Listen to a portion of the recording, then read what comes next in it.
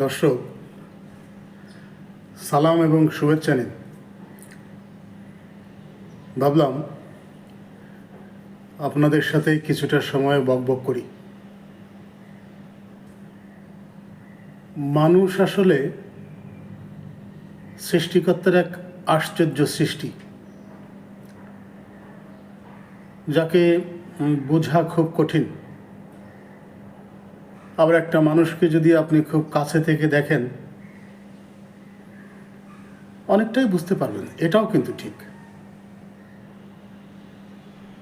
দেখবেন যে কিছু মানুষ আছে,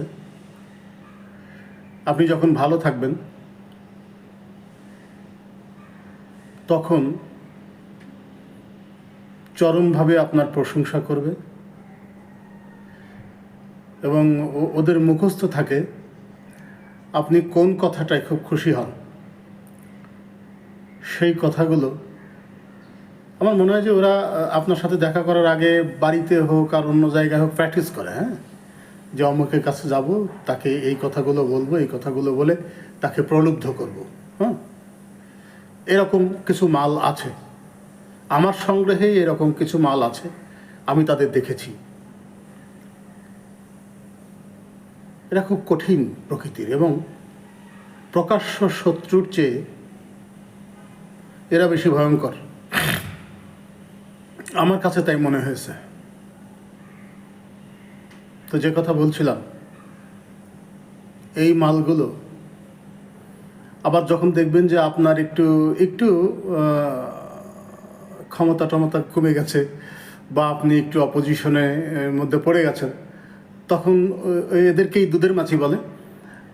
তখন দেখবেন যে ওরা আপনার খুব একটা কাছে ভিড়তেছে না এবং এমন একটা পরিস্থিতি আপনার মনে হবে যে ওরা যেন আপনার সাথে কথা বলতেই ভয় পাচ্ছে। এখন বিষয়টা এরকম।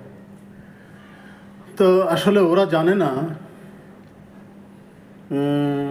আল্লাহ পাক সবাইকে দিয়ে সব কিছু করান না।